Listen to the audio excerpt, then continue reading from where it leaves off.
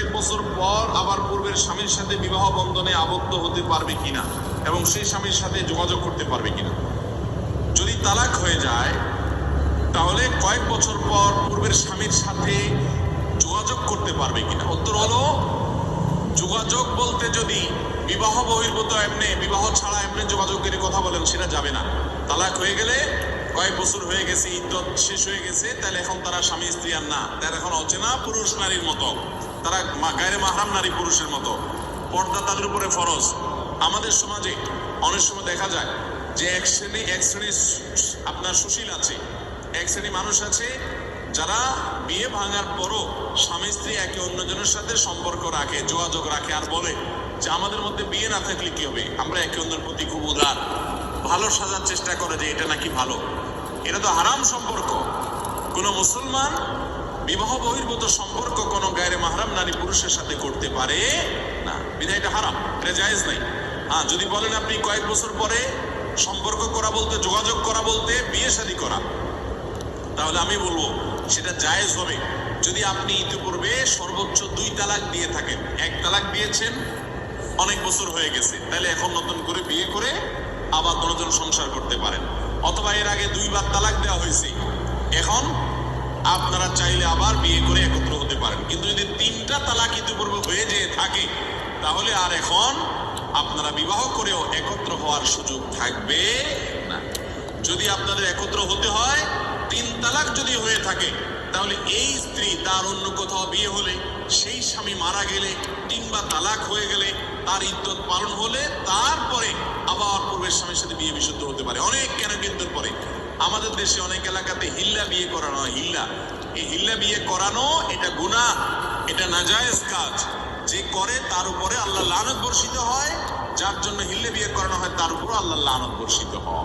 এটা এই হারাম, এ নাজায়েজ, এই গুনাহের কাজ করা যাবে। যাই হোক, তো আপনার যদি আগের স্বামী স্ত্রী ছিল, তালাক হয়ে গেছে, আবার একত্র হতে চান, তাহলে ওই যে যদি 1 বা 2 তালাক হয় তাহলে কি করা যাবে, একত্র হওয়া যাবে। অপু বিশ্বাস যদি আমার ভিডিওটা শুনে তাহলে একটু প্লিজ একটু আমার ভিডিওটা যদি দেখেন তাহলে একটু ভালোভাবে শুনে নিয়েন। হ্যাঁ, আপনি যে আমার স্বামী করেন না, আপনি কিন্তু আমাদের মুসলিম রীতি অনুযায়ী আপনি কিন্তু পাপ কামাইতেছেন। এই যে সাকিবের নাম টানেন সেটা আপনি পাপ কামাইতেছেন। আমি আসলে আপনাকে এই সবার উদ্দেশ্যে ওয়াজটুকু শুনিয়ে দিলাম। যারা আমাদের মুসলিমের মধ্যেও আছে, যারা হচ্ছে এই যে অপু বিশ্বাসের সাপোর্ট করেন যে সাকিব অপু মিলে যাক, এবার শুনেন ভালোভাবে যে অপু বিশ্বাস আর সাকিব খান যে পাপ কামাইতেছে আমাদের, এই জন্যে হচ্ছে আমাদের বাংলাদেশের আজকে এই অবস্থা একমাত্র অপু বিশ্বাসের কারণে। পাপে পুরোপুরি বাংলাদেশটা একেবারে শেষ হয়ে যাচ্ছে। কারণ তালাক দিয়েছিস, তালাক হয়েছে, তাহলে সেই ক্ষেত্রে কেন পাপ করো ভাই? একজনের দিকে তো তাকানোর নিয়ম নাই, তাহলে আবার তাকাচ্ছ কেন? আবার নাম ধরতেছো, আবার ঘুরতে যাও, আবার একই হোটেলে থাকো, আবার দেখা করতে যাও।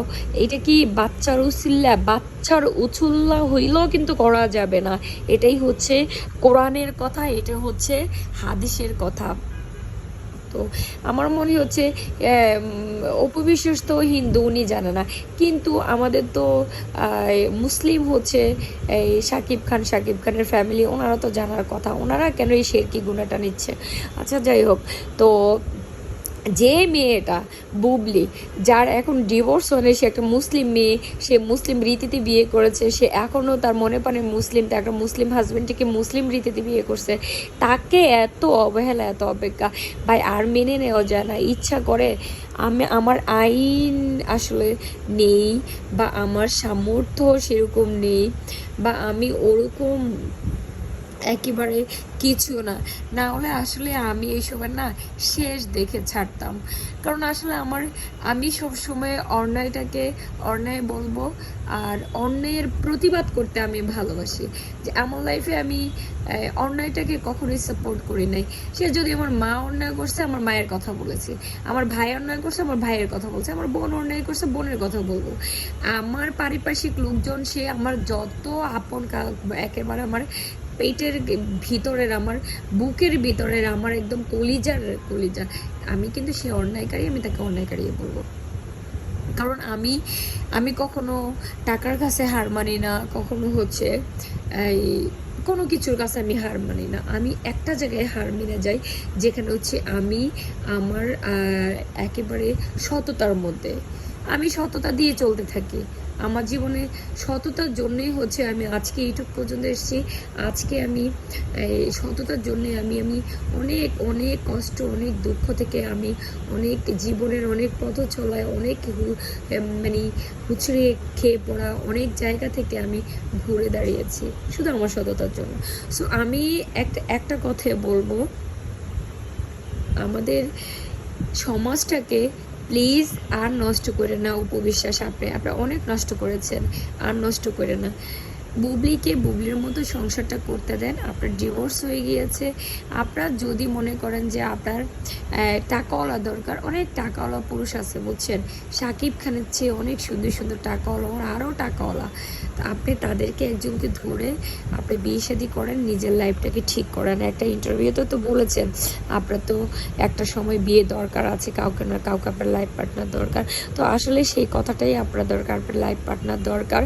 অযথায় আপনি আসলে আর গন্ধ চড়াবেন না, অনেক গন্ধ চারপাশে হয়ে গেছে, ভালো লাগে না আর এইসব শুনতে ইচ্ছে করে। আসলে এই টিপসের কথাগুলো কেন আসে বারবার? আপনি বলেন যে বুবলি কেন শাকিব খানকে হাজব্যান্ড বলে? আর ভাই বুবলি বৈধ স্ত্রী হয়ে সে হাজব্যান্ড বলতে পারবে না, আপনি অবৈধ আপনি হাজব্যান্ড বলবেন, এটা কোনো কথা না। আপনি আমাদের দৃষ্টিকোণ থেকে, আমাদের শরীয়তের দৃষ্টিকোণ থেকে, আমাদের একেবারে ইসলামের দৃষ্টিকোণ থেকে আপনি অবৈধ, আপনি বৈধ না। কারণ অবৈধ হচ্ছে কয় কারণ আমি আপনাকে বলি। এক কারণটা হচ্ছে আপনি কোনো মুসলিম হোক আর হিন্দু হোক, আপনি যখন একটা হিন্দু একটা যখন হিন্দু আপনি যখন একটা মুসলিমকে বিয়ে করেছেন, আপনার মুসলিমের প্রত্যেকটা রীতিনীতি অনুযায়ী তারপর বিয়ে সম্পূর্ণ করে আপনি তাকে বিয়ে করতে হবে, এই ভিডিওর সব কিছু কমপ্লিট করে। আবার কোনো যদি মুসলিম হিন্দুকে বিয়ে করে, সে যদি হিন্দু হতে চায়, বাট সেও কিন্তু এরকম এভিডেভিট করে হিন্দুর সম্পূর্ণ রীতিনীতি অনুযায়ী সে হিন্দুকে বিয়ে করতে পারবে, না হলে এটা হারাম।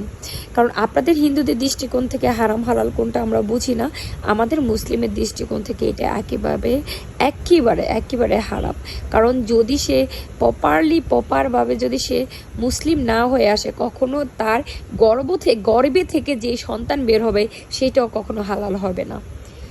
এটা যদি আপনার মনে হয় যে আমার কথাটা মিথ্যা, তাহলে আপনি অনেক হুজুর মাওলানা আছে আমাদের দেশে বা আমাদের সারা বিশ্বের মধ্যে, তাদেরকে আপনি প্রশ্ন করে জিজ্ঞেস করতে পারেন যে আপনি যে দৃষ্টিকোণ থেকে বলছেন আপনি আসলে কি হারাম না হালাল।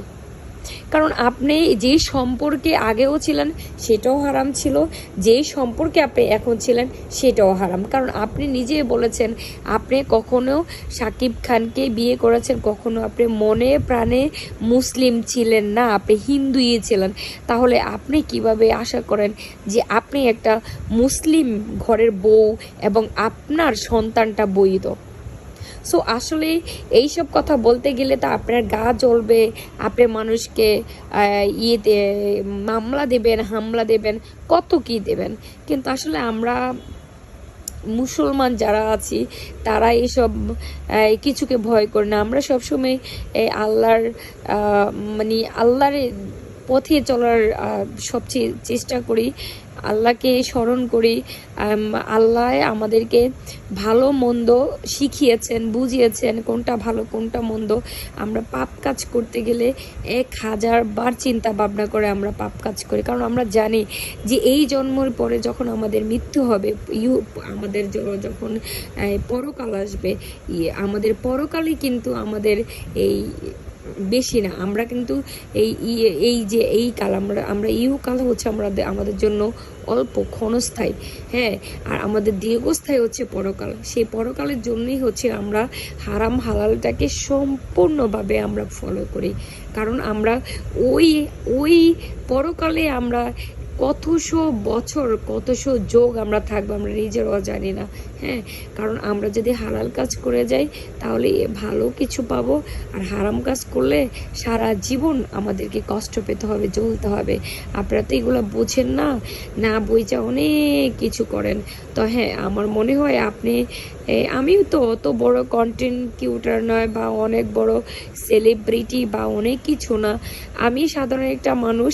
কিন্তু হ্যাঁ, আমি এখানে দুইটা ভালো মন্দ কথা তুলে ধরি এই কারণে যে আসলে আপনি যেন একটা ভালো পথে আসেন। আমরা চাই আপনি আপনার ধর্মই অনুসরণ করেন আপনার মতো করে। আমাদের ধর্ম নিয়ে আর বিভ্রান্তি করবেন না। আমাদের ধর্মের ছেলেটাকে তার বউকে নিয়ে হ্যাপি থাকতে দেন, এটাই হচ্ছে আমাদের কথা।